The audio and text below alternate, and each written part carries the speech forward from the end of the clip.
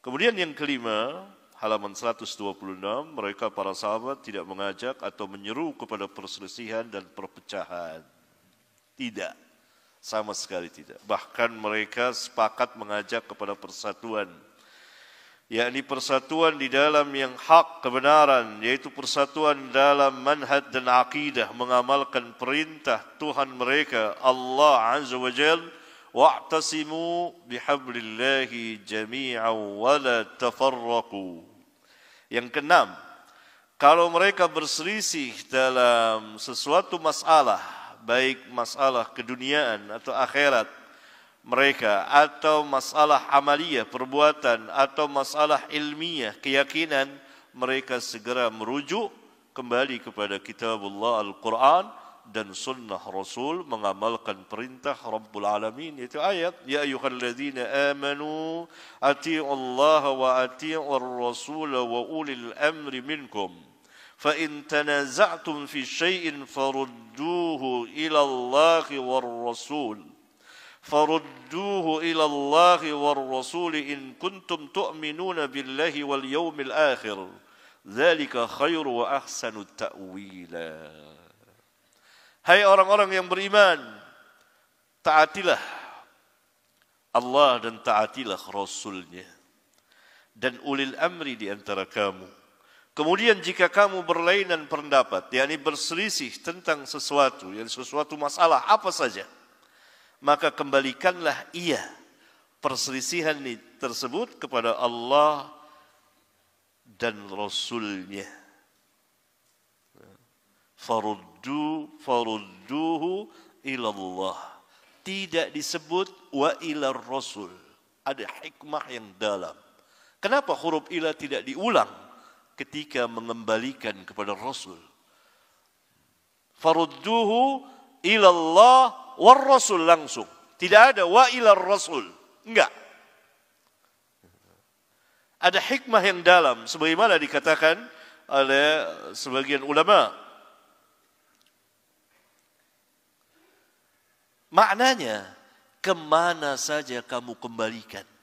Baik kepada Allah dahulu, lebih dahulu kepada Al-Quran, atau kepada hadis sunnah lebih dahulu. Yang mana saja boleh, silakan. Tidak harus Quran dulu, kemudian sunnah. Tidak, yang mudah bagi kamu. Yang mana kamu mau kembalikan. Ini perintah mengembalikan kepada Al-Quran dan sunnah.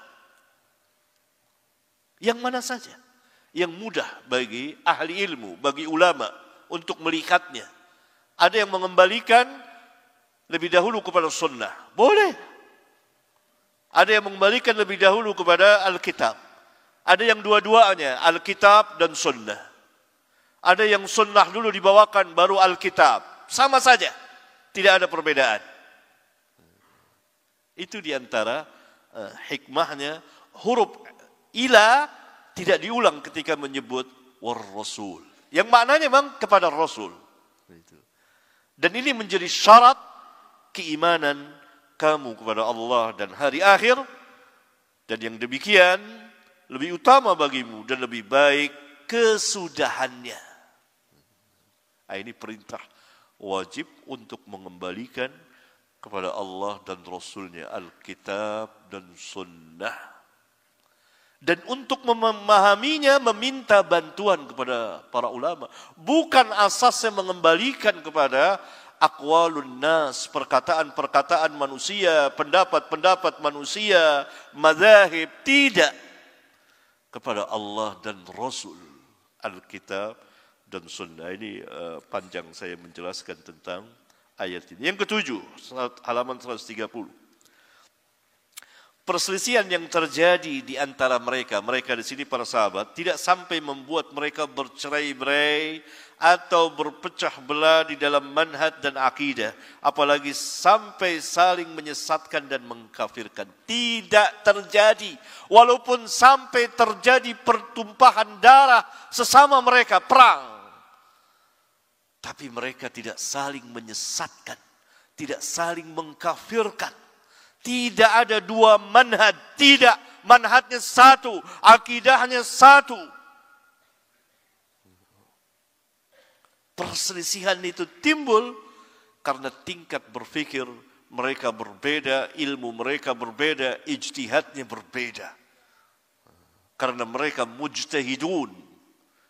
Sempat terjadi perselisihan. Tetapi perselisihan itu tidak mengakibatkan perpecahan dalam manhaj dan akidah. Tidak. Akidahnya sama, manhajnya sama, semuanya. Oleh karena itu, saya pada halaman 131, di sini sebelumnya saya menjelaskan, sama sekali tidak pernah terjadi di dalam sejarah hidup dan kehidupan mereka, para sahabat, selama 1 abad sejak wafatnya Nabi SAW sebagai generasi pertama dan yang terbaik dari umat ini. Allahumma, jadi perkataan Allahumma sering diucapkan Nabi SAW untuk tabarruk. Allahumma na'am, itu maknanya. Untuk tabarruk, mengambil berkah dari nama Allah. Rasulullah pernah ditanya, begini-begini, Allahumma na'am. Jadi kita mengatakan Allahumma amin. Mengambil berkah dari nama Allah. Karena itu saya ucap Allahumma. Kecuali kebohongan-kebohongan besar yang dibuat oleh kaum zindik, munafik seperti Rafidah. Dan lain-lain atas nama para sahabat, khususnya Khulafaur Rasyidin. Abu Bakar, Umar, Uthman, dan Ali. Yakni riwayat-riwayat yang sampai kepada kita mengenai para sahabat yang menceritakan perselisihan dan pertengkaran serta peperangan di antara mereka dan yang dengan sebabnya membuat sebagian mereka dituduh dengan berbagai macam tuduhan, maka ia beredar dari 3 macam riwayat. Nah, ini dia. Riwayat pertama, riwayat-riwayat palsu yang disandarkan pada mereka. Ini tidak ada harganya sama sekali. Orang berbohong atas nama para sahabat radhiyallahu anhum.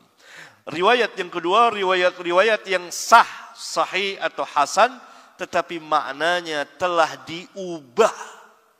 Ini kejahatan lagi. Kejahatan dalam mengubah makna. Kejahatan pertama dalam membuat riwayat-riwayat dusta bohong. Kejahatan kedua dalam mengubah makna dari riwayat yang sahih atau hasan. Riwayat yang ketiga, riwayat-riwayat yang sah, tetapi telah dimasuki dengan tambahan-tambahan palsu atas nama mereka. Juga saya mengambil dari Al-Aqidah Al-Wasitiyah oleh Syekhul Islam Ibnu Taimiyah. Kemudian saya menjelaskan perselisihan yang terjadi di antara mereka para sahabat hanya karena 2 sebab yang asasi yang menjadi dasar. Yaitu apa? Sebab pertama, sifat dan tabiat manusia yang suka berselisih. Itu sifat dan tabiat manusia. Enggak ada manusia adem saja gitu, enggak ada. Pasti berselisih.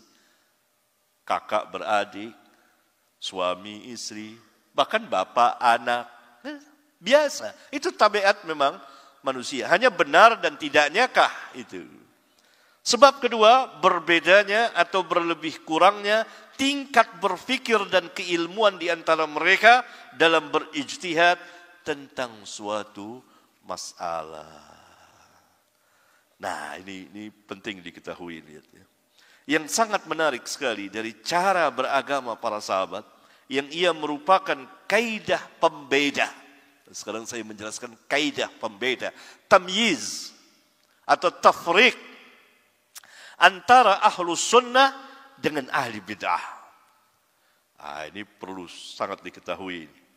Pembeda pertama, bahwa para sahabat tidak pernah mengajak kepada perselisihan. Tidak pernah.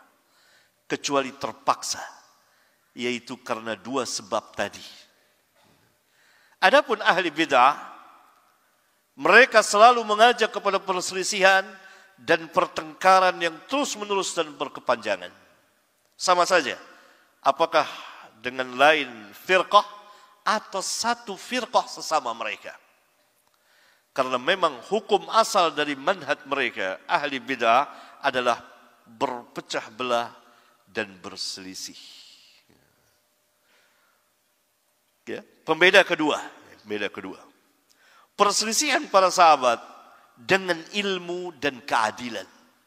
Dengan ilmu dan keadilan. Mereka bersih, tetap mereka mengakui ikhwannya, saudaranya. Bukan dengan kejahilan dan hawa nafsu.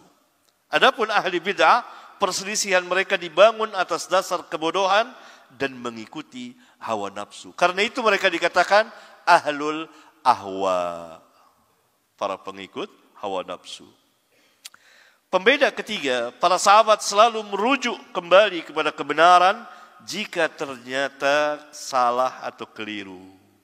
Mereka sangat jauh dari bersikap jumud dan ta'assub. Oleh karena itu tidak ada seorang pun dari ulama ahlus sunnah yang mengatakan dan meyakini bahwa para sahabat itu maksum, terbebas dari salah dan dosa. Tidak ada. Para sahabat adalah manusia seperti manusia lainnya yang berjalan sesuai dengan tabiatnya. Bisa salah, bisa keliru, berdosa, dan seterusnya. Tetapi mereka memiliki keutamaan-keutamaan yang sangat besar, sebagaimana akan datang keterangannya. Adapun ahli bid'ah, kepala dan dada mereka dipenuhi dengan kejumutan dan ta'assub mazhabiyah, yang pada hakikatnya mereka menolak kebenaran setelah kebenaran itu datang. Dan mereka tidak merujuk kepada Alkitab dan Sunnah kecuali mereka tahrif, mengubah maknanya, atau kalau hadis sebagian yang mereka dustakan, tetapi mereka merujuk kepada perkataan manusia, aqwalur rijal, walaupun menyalahi Alkitab dan Sunnah. Pembeda keempat, perselisihan para sahabat tidak sampai membuat mereka saling mengkafirkan satu dengan yang lainnya. Adapun ahli bid'ah, perselisihan mereka akan membawa mereka untuk saling menyesatkan dan saling laknat, serta puncaknya mereka akan saling mengkafirkan satu dengan yang lain walau sesama satu firqah. Maka apabila antum melihat ada orang yang menyandarkan kepada sunnah dan dia melaknat saudaranya sesama ahli sunnah, bahkan mengkafirkan, tentu ada sesuatu pada manhaj mereka itu. Mereka tidak berjalan di atas manhaj para sahabat. Ada sesuatu yang salah. Karena para sahabat tidak saling melaknat, tidak saling, apalagi saling mengkafirkan, tidak ada. Walaupun mereka pada sebagiannya berselisih. Pembeda yang kelima, perselisihan yang terjadi di antara para sahabat tidak sampai membuat mereka bercerai-berai dan berpecah belah di dalam persatuan yang hak, sehingga tidak sampai berfirqah-firqah yang setiap firqahnya mempunyai nama sendiri atas nama agama yang mereka mengajak manusia kepada firqahnya. Adapun ahli bid'ah, perselisihan mereka pasti membuat mereka berpecah belah sampai berfirqah-firqah, dan setiap firqah mempunyai nama sendiri. Kemudian saya jelaskan tentang firqah-firqah yang ada. Ya, ini dia. Ada kitab saya juga, kesahihan hadis iftiraqul ummah.